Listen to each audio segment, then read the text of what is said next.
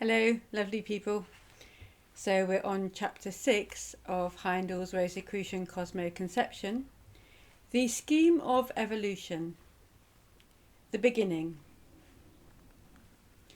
In harmony with the Hermetic axiom, as above, so below, and vice versa, solar systems are born, die, and come to birth anew in cycles of activity and rest, as does man. There is a constant flaming out and dying down of activity in every department of nature, corresponding to the alternations of ebb and flow, day and night, summer and winter, life and death. In the beginning of a day of manifestation, it's taught that a certain great being, designated in the Western world by the name of God, but by other names in other parts of the earth, limits himself to a certain portion of space in which he elects to create a solar system for the evolution of added self-consciousness. He includes in his own being hosts of glorious hierarchies of, to us, immeasurable spiritual power and splendour. They are the fruitage of past manifestations of this same being and also other intelligences in descending degrees of development down to such as have not reached a stage of consciousness as high as our present humanity. And therefore these latter will not be able to finish their evolution in this system. In God, this great collective being, there are contained lesser beings of every grade of intelligence and stage of consciousness, from omniscience to an unconscious deeper than that of the deepest trance condition. During the period of manifestation with which we are concerned, these various grades of beings are working to acquire more experience than they possessed at the beginning of this period of existence. Those who in previous manifestations have attained to the highest degree of development work on those who have not yet evolved. I'll read that again. Those who in previous manifestations have attained to the highest degree of development work on those who have not yet evolved any consciousness. That sentence doesn't really make sense. They induce in them a stage of self-consciousness from which they can take up further work themselves. Those who had started their evolution in a former day of manifestation, but had not progressed far at the close, now take up their task again, just as we take up our daily work in the morning where we left off the previous night. All the different beings, however, do not take up their evolution at the early stages of a new manifestation. Some must wait until those who precede them have made the conditions which are necessary for their further development. There are no instantaneous processes in nature. All is an exceedingly slow unfolding, a development which, though so exceedingly slow, is yet absolutely certain to attain ultimate perfection. Just as there are progressive stages in the human life, childhood, youth, manhood or womanhood, and old age, so in the macrocosm there are different stages corresponding to these various periods of microcosmic life. A child cannot take up the duties of fatherhood or motherhood. Its undeveloped mental and physical condition render it incapable of doing such work. The same is true of the less evolved beings in the beginning of manifestation. They must wait until the higher evolved have made the proper conditions for them. The lower the grade of the intelligence of the evolved being, the more it's dependent upon outside help. At the beginning, the highest beings, those who are the farthest evolved, work upon those who have the greatest degree of unconsciousness. And later, they turn them over to the same of the less evolved entities, who are then able to carry the work a little further. At last, self-consciousness is awakened. the evolving life has become man. From the point where the self-conscious individual ego has come into being, he must go on and expand his consciousness without outside help. Experience and thought are then to take the place of outside teachers, and the glory, power and splendour he may attain are limitless. The period of time devoted to the attainment of self-consciousness and to the building of the vehicles through which the spirit in man manifests is called involution. The subsequent period of existence, during which the individual human being develops self-consciousness into divine omniscience, is called evolution. The force within the evolving being which makes evolution what it is, and not a mere unfoldment of latent germinal possibilities, which makes the evolution of each individual differ from that of every other, which provides the element of originality and gives scope to the creative ability which the evolving being is to cultivate that he may become a god. That force is called genius, and as previously explained, its manifestation is epigenesis. Many of the advanced philosophies of modern times recognize involution and evolution. Science recognizes only the latter, because science deals only with the form side of manifestation. Involution belongs to the life side, but the most advanced scientists regard epigenesis as a demonstrable fact. The Rosicrucian Cosmo conception combines all three as necessary to full understanding of the past, present and future development of the system to which we belong. The seven worlds. We might use a homely instance to illustrate the building of a cosmos. Suppose a man wants to establish a home in which to live. He first selects a suitable location and then proceeds to build a house, dividing it into various rooms to serve certain purpose. He makes a kitchen, dining room, bedrooms and bathroom, and furnishes them all to suit the special purpose they are intended to serve.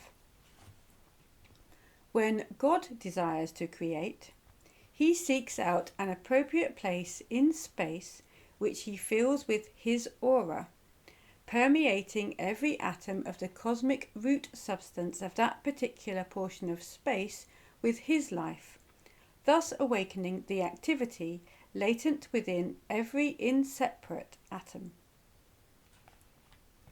This cosmic root substance is an expression of the negative pole of the universal spirit, while the great creative being we call God, of whom we as spirits are a part, is an expression of the positive energy of the same universal absolute spirit. From the work of one upon the other, all that we see about us in the physical world has resulted. The oceans, the earth, everything we see manifesting as mineral, plant, animal and human forms, all are crystallized space, emanated from this negative spirit substance, which alone existed at the dawn of being. As surely as the hard and flinty house of the snail is the solidified juices of its soft body, so surely all forms are crystallizations around the negative pole of spirit. God draws from the cosmic root substance outside his immediate sphere. Thus the substance within the nascent cosmos becomes denser than it is in universal space between solar systems. When God has thus prepared the material for his habitation, he next sets it in order. Every part of the system is pervaded by his consciousness, but a different modification of that consciousness in each part of division. The cosmic root substance is set in varying rates of vibration, and is therefore differently constituted in its various divisions or regions. The above is the manner in which the worlds come into being and are fitted to serve different purposes in the evolutionary scheme, the same as the various rooms in the house are fitted to serve the purpose of everyday life in the physical world. We have already seen that there are 7 worlds. These worlds have each a different measure and rate of vibration. In the densest world, the physical, the measure of vibration, though in the case of light waves reaching a rate of hundreds of millions per second, is nevertheless infinitesimal when compared to the rapidity of the vibration in the desire world, which is next to the physical. To get some conception of the meaning and rapidity of vibration, perhaps the easiest way is to watch the heat vibrations rising from a very hot stove or from a steam radiator near a window. It must be borne constantly in mind that these worlds are not separated by space or distance, as is the Earth from the other planets. They are states of matter of varying density and vibration, as are the solids, liquids and gases of our physical world. These worlds are not instantaneously created at the beginning of a day of manifestation, nor do they last until the end, but as a spider spins its web thread by thread, so God differentiates one after another of the worlds within himself, as the necessity arises for new conditions in the scheme of evolution in which he is engaged. Thus have all the 7 worlds been gradually differentiated as they are at present. The highest worlds are created first, and as involution is to slowly carry the life into denser and denser matter for the building of forms, the finer worlds gradually condense and new worlds are differentiated within God to furnish the necessary links between himself and the worlds which have now consolidated. In due time, the point of greatest density, the nadir of materiality, is reached. From that point, the life begins to ascend into higher worlds as evolution proceeds. That leaves the denser worlds depopulated, one by one.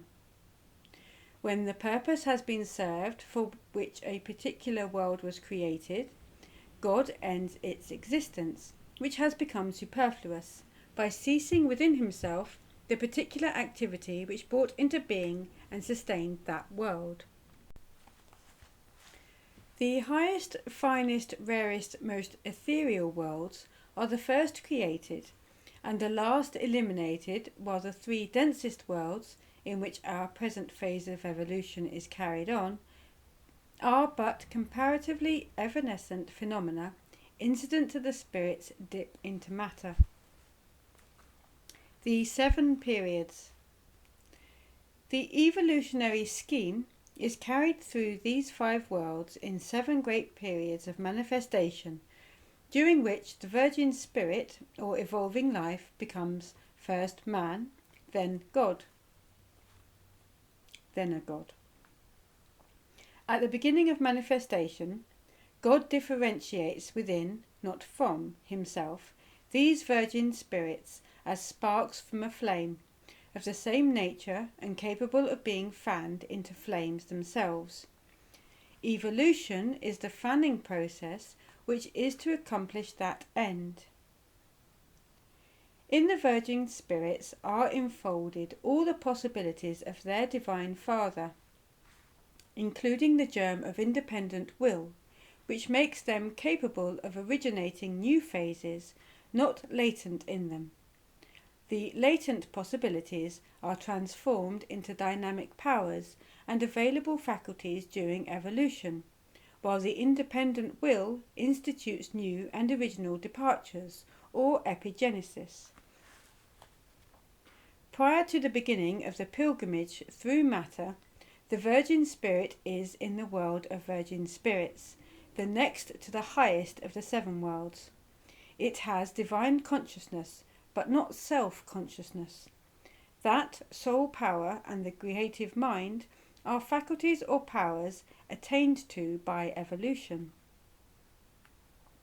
When the Virgin Spirit is immersed in the world of Divine Spirit, it's blinded and rendered utterly unconscious by that matter. It's as oblivious to outside conditions as is man when in deepest trance. This state of unconsciousness prevails during the first period. In the second period, it rises to dreamless sleep state. In the third period, it reaches the dream stage. And in the middle of the fourth period, at which we have now arrived, the full waking consciousness of man is attained. This is a consciousness pertaining to only the lowest one of the seven worlds.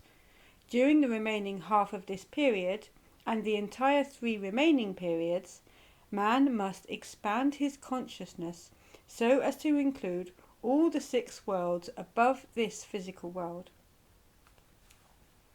When man passed through these worlds in his descent, his energies were directed by higher beings who assisted him when he was far enough advanced and equipped with the 3-fold body as a necessary instrument. These higher beings opened his eyes and turned his gaze outward upon the chemical region of the physical world, that his energies might conquer it.